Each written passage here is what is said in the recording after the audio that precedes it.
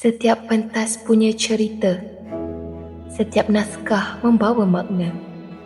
Dan di sebalik setiap persembahan yang bernyawa, terdapat insan yang menghidupkan jiwa seni itu sepenuhnya.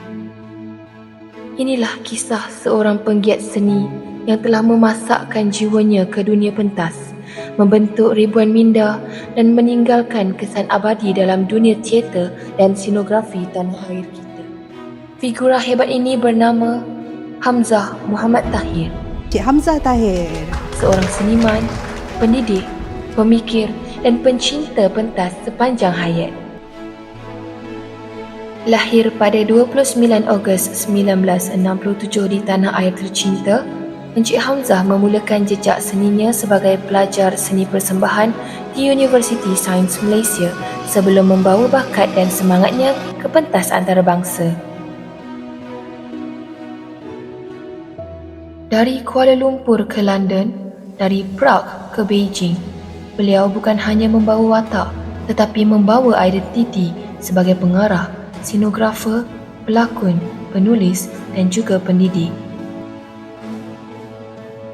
Sebagai alumni Central Saint Martins di United Kingdom, beliau menggabungkan ilmu dalam setiap rekaan pentas, menjadikan ruang sebagai watak yang hidup.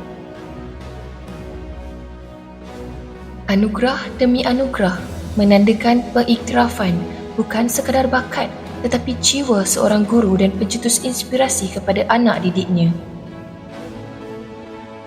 Selama lebih 3 dekad, Encik Hamzah telah mendidik, membentuk dan mencorak ratusan anak seni di UNIMAS, UiTM, Aswara dan pelbagai institusi.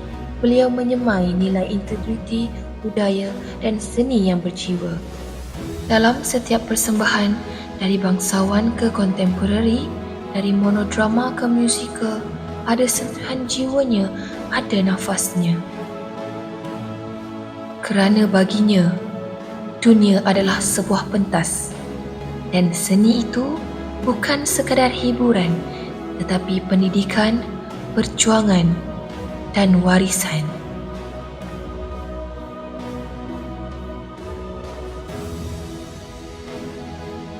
Ini adalah perjalanan Hamzah Muhammad Tahir, seorang pencinta seni, pemikul warisan dan pendidik nusa bangsa.